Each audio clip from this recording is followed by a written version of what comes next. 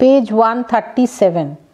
প্রশ্ন 6, ইসলামিক শিক্ষা ব্যবস্থায় মক্তবের ভূমিকা আলোচনা করো। হেডিং: ইসলামিক শিক্ষা ব্যবস্থায় মক্তবের ভূমিকা। মক্তবে প্রাথমিক ও মাধ্যমিক শিক্ষার ভুল। মক্তবে প্রাথমিক ও মাধ্যমিক শিক্ষার ব্যবস্থা ছিল। অধিকাংশ মক্তবই ছিল মসজিদ সংলগ্ন। খানকা ব্র্যাকেটে পীরের স্মৃতিসৌধ ব্র্যাকেট ক্লোজড তেও স্কুল বসত। মক্তবে যেমন মৌলবীদের অভিভাবকত্বে আবাসিক ছাত্র নেওয়া হতো, তেমনি দিবা ছাত্রও থাকতো। মক্তবে কোনো বেতন নেওয়া হতো না। মক্তবের জন্য কোনো দানের ব্যবস্থা ছিল না। অধিকাংশ মক্তব জনসাধারণের দ্বারা পরিচালিত হতো, তবে দরিদ্রের জন্য গ্রামীণ মক্তবে জিনিসের আকারে সামান্য বেতনের প্রথা ছিল। অনেক সময় মোল্লা, মৌলবী অথবা মাওলারাই ছাত্রকে খাওয়া পড়া দিয়ে আশ্রয় দিতেন ও পড়াতেন। নিচে একটি চার্টের সাহায্যে ইসলামিক শিক্ষা ব্যবস্থায় মক্তবের ভূমিকা দেখানো হয়েছে। এখানে একটি অর্ধবৃত্তাকার ক্ষেত্রের চারিদিকে গোলাকারে ভুল চারিদিকে অর্ধবৃত্তাকারে ছোট ছোট গোল বৃত্তের মধ্যে শিক্ষা ব্যবস্থায় মক্তবের ভূমিকাগুলি তুলে ধরা হয়েছে। এই অর্ধবৃত্তাকার ক্ষেত্রের কেন্দ্রে একটি বৃত্তাকার ক্ষেত্রের মধ্যে লেখা রয়েছে ইসলামিক শিক্ষা ব্যবস্থায় মক্তবের ভূমিকা। একে ঘিরে যে গোল বৃত্তাকার ক্ষেত্রগুলি রয়েছে তাতে প্রথমটিতে লেখা ভর্তি, দ্বিতীয় পাঠক্রম, তৃতীয় পাঠ পদ্ধতি, চতুর্থ শৃঙ্খলা, পঞ্চম মূল্যায়ন এবং ষষ্ঠ শিক্ষক শিক্ষার্থীর সম্পর্ক। মূল পাঠ কন্টিনিউড। 1. ভর্তি। 4 বছর 4 মাস 4 দিন বয়সের সময় মক্তব অনুষ্ঠান তথা বিসমিল্লাহ অনুষ্ঠানের মধ্য দিয়ে শিক্ষার্থীদের লেখাপড়া শুরু হতো। 2. পাঠক্রম। প্রধানত লেখা, পড়া, গণিত এবং কোরআন পাঠের ব্যবস্থা ছিল। কলমা, কোরআনের নির্দিষ্ট সূরা, কোরআন নির্দেশিত বিধি বিধান, কিছু কিছু কাব্যাংশ, পীর পয়গম্বরের কাহিনী পাঠক্রমের অন্তর্ভুক্ত ছিল। শিক্ষার মাধ্যম ছিল ফার্সি ভাষা। 3. পাঠ পদ্ধতি। মক্তবে সাধারণত কোনো লিখিত বই অনুসরণ করা হতো না। লেখার আগে পড়ার ব্যবস্থা ছিল। শ্রুতির মাধ্যমেই শিক্ষার্থী শিখত। হাতের লেখা ভালো করার দিকে বিশেষ দৃষ্টি ছিল। 4. শৃঙ্খলা। মক্তবের শৃঙ্খলা কঠোরভাবে রক্ষিত হতো। স্কুল পালানো এবং অপরাধপ্রবণ ছাত্রদের কঠোর শাস্তি দেওয়া হতো। দৈহিক শাস্তি কখনো কখনো নির্দয়তার স্তরেও পৌঁছে যেত। 5. মূল্যায়ন। মক্তবে কোনো পরীক্ষার ব্যবস্থা ছিল না। সারা বছর ধরেই শিক্ষার্থীদের মূল্যায়ন করা হতো। 6. শিক্ষক শিক্ষার্থীর সম্পর্ক। শিক্ষক শিক্ষার্থী সম্পর্ক ছিল পিতা পুত্রের মতো। শিক্ষকের সেবা করা ছিল অবশ্য কর্তব্য। প্রশ্ন 7. ইসলামিক শিক্ষা ব্যবস্থায় মাদ্রাসার ভূমিকা লেখো। উত্তর। হেডিং: ইসলামিক শিক্ষা ব্যবস্থায় মাদ্রাসার ভূমিকা। ইসলামিক শিক্ষায় উচ্চশিক্ষার কেন্দ্রকে মাদ্রাসা বলা হতো। বেশিরভাগ মাদ্রাসাই ছিল মসজিদ অথবা সমাধিস্থল সংলগ্ন। সাধারণত একটি মাদ্রাসায় ছাত্র ও শিক্ষকদের আবাসনের জন্য অনেক কামরা থাকত। অধিকাংশ ক্ষেত্রে এক একটি মাদ্রাসার এক একটি বিশেষ বিষয়ে খ্যাতি ছিল।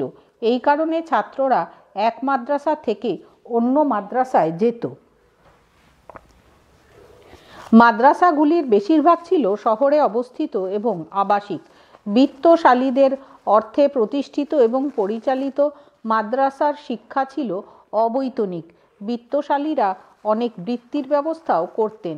শিক্ষকরা পেতেন ভাতা এবং ছাত্রেরা পেত বৃত্তি। নিচে একটি ছকের সাহায্যে ইসলামিক শিক্ষা ব্যবস্থায় মাদ্রাসার ভূমিকাকে দেখানো হয়েছে। একটি গোলাকার ক্ষেত্রের ভেতর লেখা রয়েছে ইসলামিক শিক্ষা ব্যবস্থায় মাদ্রাসার ভূমিকা। একে ঘিরে একটি বর্গাকার ক্ষেত্রের 4টি কোণায় 4টি ভূমিকা দেখানো হয়েছে। প্রথমটি পাঠ্যক্রম, দ্বিতীয়টি শিক্ষা পদ্ধতি, তৃতীয়টি শৃঙ্খলা এবং চতুর্থটি শিক্ষক শিক্ষার্থী সম্পর্ক। মূল পাঠ কন্টিনিউড। 1. পাঠ্যক্রম। মাদ্রাসার পাঠ্যক্রমে অন্তর্ভুক্ত ছিল ব্যাকরণ, যুক্তিবিজ্ঞান, সাহিত্য, চিকিৎসা, ভূগোল, ইতিহাস, দর্শন, কলা, শিল্প এবং প্রয়োগবিদ্যা। এছাড়া শাসকদের মর্জি অনুযায়ী বিশেষ বিশেষ বিষয়ের ওপর জোর দেওয়া হতো। 2. শিক্ষা পদ্ধতি। মাদ্রাসার শিক্ষা ব্যবস্থা ছিল মূলত মৌখিক। শিক্ষার মাধ্যম ছিল ফার্সি ভাষা। শিক্ষকগণ বক্তৃতা পদ্ধতি প্রয়োগ করতেন। ব্যক্তিগত শিক্ষা পদ্ধতি চালু ছিল যাতে শিক্ষার্থীরা তাদের মেধা অনুযায়ী শেখার সুযোগ পায়। মুখস্থ ছিল শিখনের প্রধান পদ্ধতি। 3. শৃঙ্খলা। মক্তবের মতো মাদ্রাসায়ও কঠোর শৃঙ্খলা ছিল। ইসলামের নির্দেশানুযায়ী নির্দিষ্ট সময় নির্ঘণ্ট অনুসারে নামাজ পড়া, পড়াশোনা করা, ধর্মীয় এবং সামাজিক কর্তব্য পালনের প্রতি গুরুত্ব দেওয়ার ফলে নিয়মানুবর্তিতা ছিল স্বাভাবিক ব্যাপার। অনৈতিক আচরণের জন্য কঠোর শাস্তির ব্যবস্থা ছিল। 4. শিক্ষক শিক্ষার্থী সম্পর্ক। মাদ্রাসাগুলি ছিল আবাসিক। আবাসিক বিদ্যালয়ে শিক্ষক ও শিক্ষার্থীদের মধ্যে পারস্পরিক সান্নিধ্যের ফলে শিক্ষার্থীদের ওপর শিক্ষকের যথেষ্ট প্রভাব ছিল। শিক্ষক ও শিক্ষার্থী উভয়ই নৈতিক মূল্যবোধ অনুযায়ী আচরণ করতেন। উভয়ের মধ্যে ছিল পিতাপুত্রের সম্পর্ক। উপর্যুক্ত শিক্ষা প্রতিষ্ঠান ছাড়াও উলেমা আবাস ও গৃহস্থ বাড়িতে ইসলামীয় শিক্ষা প্রচলিত ছিল। তৎকালীন সময়ের কয়েকটি উল্লেখযোগ্য মাদ্রাসা হল: 1. গিয়াসউদ্দিন বলবন স্থাপিত মাদ্রাসা ই নামিরিয়া। 2. সুলতানা রাজিয়া স্থাপিত দিল্লির খুইজি কলেজ। খুইজি ক্ষয়রস্যু রস্যই বর্গীয় জয় রস্যু, ভুল, ক্ষয়রস্যু রস্য ই বর্গীয় জয় রস্যি। 3. মোহাম্মদ বিন তুগলক স্থাপিত মাদ্রাসা। 4. ফতেপুর সিক্রিতে আকবর স্থাপিত মাদ্রাসা। পেজ 138। হেডিং: সংক্ষিপ্ত উত্তরধর্মী প্রশ্ন টাইপ 1। পাশে ডান দিকে মার্কস 2। প্রশ্ন 1. মুসলিম প্রভাবিত যুগকে কি বলে? মুসলিম বা ইসলামীয় শিক্ষার প্রধান সংগঠন বা প্রতিষ্ঠানের নাম লেখো। উত্তর: মুসলিম প্রভাবিত যুগকে মধ্যযুগ বা ইসলামীয় সভ্যতার যুগ বলে। মুসলিম বা ইসলামীয় শিক্ষা ব্যবস্থায় প্রাথমিক শিক্ষার জন্য মক্তব এবং উচ্চশিক্ষার জন্য মাদ্রাসা গড়ে তোলা হয়েছিল। কোয়েশ্চেন 2. ইসলামীয় শিক্ষার প্রধান উদ্দেশ্য ও লক্ষ্য কী ছিল? উত্তর: ইসলামীয় শিক্ষার প্রধান উদ্দেশ্য ছিল শিক্ষার্থীর নৈতিক এবং জাগতিক জীবনের মান উন্নয়ন করা। ইসলামীয় শিক্ষার লক্ষ্য ছিল ইসলাম ধর্মের আদর্শ এবং পবিত্র কোরআনের নির্দেশ অনুযায়ী চরিত্রবান ও ধার্মিক মানুষ সৃষ্টি করা। 3. ইসলামীয় শিক্ষা ব্যবস্থায় ধর্মীয় শিক্ষার পাঠ্যক্রমে কি কি অন্তর্ভুক্ত ছিল? উত্তর: ইসলামীয় শিক্ষা ব্যবস্থায় ধর্মীয় শিক্ষার পাঠ্যক্রমে কোরআন, মুহাম্মদের বাণী, ইসলামীয় ইতিহাস ইত্যাদি অন্তর্ভুক্ত ছিল। প্রশ্ন 4. ইসলামীয় শিক্ষা ব্যবস্থার পাঠ্যক্রমে কোরআন ও মুহাম্মদের বাণী ছাড়া আর কোন কোন বিষয় অন্তর্ভুক্ত ছিল? উত্তর: ইসলামীয় শিক্ষা ব্যবস্থায় পাঠ্যক্রমে কোরআন ও মুহাম্মদের বাণী ছাড়া আরবি সাহিত্য, ব্যাকরণ, ইতিহাস, দর্শন, গণিত, ভূগোল, অর্থনীতি, রাজনীতি প্রভৃতি বিষয় অন্তর্ভুক্ত ছিল। প্রশ্ন 5. ইসলামীয় শিক্ষার খরচ বহনে কারা পৃষ্ঠপোষকতা করতেন? মুসলিম শিক্ষা ব্যবস্থায় বিদ্যারম্ভ সূচিত হতো কোন অনুষ্ঠানের মাধ্যমে? উত্তর: ইসলামীয় শিক্ষার প্রসারের জন্য মক্তব ও মাদ্রাসার খরচ বহনে প্রধান পৃষ্ঠপোষকতা করতেন মুসলিম শাসকগণ। মুসলিম শিক্ষা ব্যবস্থায় বিদ্যারম্ভ সূচিত হতো বিসমিল্লাহ অনুষ্ঠানের মাধ্যমে। প্রশ্ন 6. মুসলিম শিক্ষায় ছাত্র শিক্ষক সম্পর্ক কেমন ছিল? উত্তর: মুসলিম শিক্ষায় ছাত্র শিক্ষক সম্পর্ক অত্যন্ত মধুর ছিল। মৌলভী এবং মিয়াজি যারা শিক্ষাদান কর্মে নিয়োজিত থাকতেন তাদের প্রধান লক্ষ্য ছিল ছাত্রদের বৈষয়িক ও মানসিক উন্নয়ন ঘটানো। অন্যদিকে ছাত্ররাও শিক্ষকদের খুবই শ্রদ্ধা করত। প্রশ্ন 7. মধ্যযুগের শিক্ষার পর্যায়কে কয় ভাগে ভাগ করা যায় ও সেগুলি কি কি? উত্তর, মধ্যযুগের শিক্ষার পর্যায়কে দুই ভাগে ভাগ করা যায়, যথা 1 সুলতানি আমলের শিক্ষা এবং 2 বাদশাহী আমলের শিক্ষা। প্রশ্ন 8, মুসলিম শিক্ষায় মাদ্রাসার পাঠ্যক্রমের বিষয়গুলিকে কি কি ভাগে ভাগ করা হয়? উত্তর, মুসলিম শিক্ষায় মাদ্রাসার পাঠ্যক্রমের বিষয়গুলিকে নিম্নলিখিত ভাগে ভাগ করা হতো: 1 ইলাহি, 2 রিয়াজি এবং 3 তাবিকি। রিয়াজি রয়রস্যি ঊন্তস্থ আকার বর্গীয় জয়রস্যি। প্রশ্ন 9, মধ্যযুগে হিন্দু শিক্ষা ব্যবস্থায় বিশেষ প্রতিভাবান ছাত্ররা কি কি উপাধি লাভ করত? উত্তর, মধ্যযুগে হিন্দু শিক্ষা ব্যবস্থায় বিশেষ প্রতিভাবান ছাত্ররা সার্বভৌম উপাধ্যায়, মহামহোপাধ্যায়, দ্বিবেদী, ত্রিবেদী ইত্যাদি উপাধি লাভ করত। প্রশ্ন 10, ইসলামীয় শিক্ষা ব্যবস্থায় বিভিন্ন শিক্ষা কেন্দ্রগুলি কি? মধ্যযুগের কয়েকজন শিক্ষিতা মহীয়সী মুসলমান নারীর নাম উল্লেখ করো। উত্তর, ইসলামীয় শিক্ষা ব্যবস্থায় 2টি শিক্ষাকেন্দ্র গুলি ছিল মক্তব ও মাদ্রাসা। মধ্যযুগের কয়েকজন শিক্ষিতা মহীয়সী মুসলমান নারী হলেন চাঁদ সুলতানা, বানু বেগম, নূর জাহান, মুমতাজ জাহানারা, উল্লেসা, সুলতানা রিজিয়া প্রভৃতি। প্রশ্ন 11, মধ্যযুগে শিক্ষার সুযোগ কিরূপ ছিল? উত্তর, মধ্যযুগে বিশ্ববিদ্যালয়ের খুবই অভাব ছিল। হিন্দুরা তেমনভাবে শিক্ষার সুযোগ পেত না। মধ্যবিত্ত এবং উচ্চবিত্ত মুসলমানরাই শিক্ষার সুযোগ পেত। 12, মধ্যযুগে মাদ্রাসায় শিক্ষার মাধ্যম কি ছিল? অথবা মধ্যযুগীয় শিক্ষার মাধ্যম কি ছিল? উত্তর, মধ্যযুগে মাদ্রাসায় মাতৃভাষাকে অবহেলা করা হতো। মাতৃভাষার পরিবর্তে ফার্সি এবং আরবি ভাষা চর্চা করা হতো। প্রশ্ন 13, ইসলামীয় শিক্ষা ব্যবস্থায় সামরিক শিক্ষার কি ব্যবস্থা ছিল? উত্তর, ইসলামীয় শিক্ষা ব্যবস্থায় শিক্ষার্থীদের সামরিক শিক্ষা দেওয়া হতো। প্রধানত হিন্দু রাজাদের ওপর কর্তৃত্ব করার জন্য সামরিক শিক্ষা বাধ্যতামূলক ছিল। কোয়েশ্চেন 14, মুসলিম যুগে শিক্ষা প্রতিষ্ঠানে কিরূপ শৃঙ্খলা ছিল?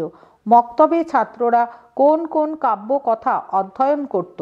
উত্তর, মুসলিম যুগে শিক্ষা প্রতিষ্ঠানে সবসময়ই বিশৃঙ্খলা লেগে থাকত। শিক্ষার্থীদের দৈহিক শাস্তি প্রদানের ব্যবস্থা ছিল। মক্তবে ছাত্ররা ইউসুফ ও জুলেখা, লায়লা মজনু, সিকান্দার নামা প্রভৃতি কাব্য কথা অধ্যয়ন করতেন। কোয়েশ্চেন 15, মক্তব কাকে বলে? মক্তবে কোন প্রকার বই অনুসরণ করা হতো? উত্তর, ইসলামীয় শিক্ষা ব্যবস্থায় প্রাথমিক শিক্ষার প্রতিষ্ঠানকে মক্তব বলা হয়। মক্তবে জ্ঞানী এবং দক্ষ শিক্ষক তাঁর শিক্ষার্থীদের পাঠ দান করতেন। মক্তবে সাধারণত কোনো লিখিত বই অনুসরণ করা হতো না। পেজ 139। কোয়েশ্চেন 16, শিশুর বয়স কত হলে মক্তবে তাকে বর্ণমালার সঙ্গে পরিচিত করানো হতো? মক্তবে শিক্ষা পদ্ধতি কিরূপ ছিল? উত্তর, শিশুর বয়স 7 বছর হলে মক্তবে তাকে বর্ণমালার সঙ্গে পরিচিত করানো হতো। মক্তবে শিক্ষা পদ্ধতি ছিল মৌখিক। কোয়েশ্চেন 17, মাদ্রাসার শিক্ষণ পদ্ধতি কেমন ছিল? মাদ্রাসা দিনে কতবার বসত? উত্তর, মাদ্রাসার শিক্ষণ পদ্ধতি ছিল মৌখিক। শিক্ষকগণ বক্তৃতা পদ্ধতি অনুসরণ করতেন। শিক্ষার্থীদের ব্যক্তিগত উন্নতির জন্য পৃথক পৃথকভাবে শিক্ষার ব্যবস্থা ছিল। মাদ্রাসা দিনে 2 বার বসত, সকাল থেকে দুপুর এবং বিকেল থেকে রাত্রি অবধি। কোয়েশ্চেন 18, মাদ্রাসায় কোন কোন বিষয় পঠন পাঠনে সংশ্লেষণী ও আরোহী পদ্ধতি ব্যবহৃত হতো? উত্তর, মাদ্রাসায় ধর্ম, তর্কশাস্ত্র, দর্শন ইত্যাদি বিষয় পঠন পাঠনে সংশ্লেষণী ও আরোহী পদ্ধতি ব্যবহৃত হতো। কোয়েশ্চেন 19, মাদ্রাসার শিক্ষার ব্যাপ্তিকাল কেমন ছিল? উত্তর, মধ্যযুগীয় শিক্ষা ব্যবস্থায় কোনো শিক্ষাক্রমের জন্য কোনো নির্দিষ্ট সময়সীমা ছিল না। ছাত্রদের মেধার উপর নির্ভর করে পাঠ সমাপন হতো। সাধারণভাবে কোনো ছাত্রের উচ্চশিক্ষার জন্য 15-16 বছর প্রয়োজন হতো। কোয়েশ্চেন 20, মুসলিম শিক্ষায় মাদ্রাসার পাঠ্যক্রমে ধর্মতত্ত্ব সম্পর্কে আলোচনাকে কি বলে? মুসলিম শিক্ষায় মাদ্রাসার পাঠ্যক্রমে প্রকৃতি বিজ্ঞান সম্পর্কে জ্ঞানকে কি বলা হতো? উত্তর, মুসলিম শিক্ষায় মাদ্রাসার পাঠ্যক্রমে ধর্মতত্ত্ব সম্পর্কে আলোচনাকে বলা হয় ইলাহি। মুসলিম শিক্ষায় মাদ্রাসার পাঠ্যক্রমে প্রকৃতি বিজ্ঞান সম্পর্কে জ্ঞানকে বলা হতো তাবিকি। তয় আকার বয়রস্যি কয়রস্যি। প্রশ্ন 21, মুসলিম শিক্ষায় মাদ্রাসার পাঠ্যক্রমে রিয়াজি বিভাগে কি কি বিষয়ে জ্ঞানদান করা হয়? উত্তর, মুসলিম শিক্ষায় মাদ্রাসার পাঠ্যক্রমে রিয়াজি বিভাগে গণিত, জ্যোতির্বিজ্ঞান, সঙ্গীত এবং চিকিৎসা শাস্ত্র বিষয়ে জ্ঞানদান করা হয়। প্রশ্ন 22, মাদ্রাসা শিক্ষার পরীক্ষা ব্যবস্থা কেমন ছিল? উত্তর, সাধারণভাবে কোনো পরীক্ষার ব্যবস্থা না থাকলেও বিশেষ বিষয়ের দক্ষতা ওই বিষয় শিক্ষকের প্রশংসার দ্বারা নির্ণীত হতো। মাঝে মাঝে ছাত্রদের মধ্যে বিতর্ক আলোচনা সভা অনুষ্ঠিত হতো। কোয়েশ্চেন 23, ইসলামীয় শিক্ষায় ছাত্রদের শিক্ষা শেষে কি কি ডিগ্রি দেওয়া হতো? ইসলামিক শিক্ষা ব্যবস্থায় উচ্চশিক্ষার প্রতিষ্ঠান কি ছিল? উত্তর, ইসলামীয় শিক্ষায় ছাত্রদের শিক্ষা শেষে 3 ধরনের ডিগ্রি দেওয়া হতো। এগুলি হল আলিম, ফাজিল এবং কাবিল। ইসলামিক শিক্ষা ব্যবস্থায় উচ্চশিক্ষার প্রতিষ্ঠান ছিল মাদ্রাসা। কোয়েশ্চেন 24, ইসলামীয় শিক্ষায় কাদেরকে শিক্ষা শেষে আলিম উপাধি প্রদান করা হতো? ইসলামীয় শিক্ষায় কাদের ফাজিল উপাধি দেওয়া হতো? উত্তর, ইসলামীয় শিক্ষায় যে সকল ছাত্র ধর্মের ক্ষেত্রে বিশেষ জ্ঞান অর্জন করত তাদের আলিম উপাধি প্রদান করা হতো। ইসলামীয় শিক্ষায় যে সকল শিক্ষার্থী যুক্তি শিক্ষায় বিশেষ জ্ঞান অর্জন করত তাদের ফাজিল উপাধি দেওয়া হতো। কোয়েশ্চেন 25, ইসলামীয় শিক্ষায় কাদের কাবিল উপাধি প্রদান করা হতো? ভুল। ইসলামীয় শিক্ষায় কাদের কাবিল উপাধি প্রদান করা হতো? মাদ্রাসায় শিক্ষকগণ যেসব পদ্ধতি অনুসরণ করতেন তার একটি উল্লেখ করো। উত্তর, ইসলামীয় শিক্ষায় যেসব শিক্ষার্থী সাহিত্যে বিশেষ পারদর্শিতা অর্জন করত তাদের কাবিল উপাধি প্রদান করা হতো। মাদ্রাসায় শিক্ষকগণ যেসব পদ্ধতি অনুসরণ করতেন তার একটি বক্তৃতা পদ্ধতি।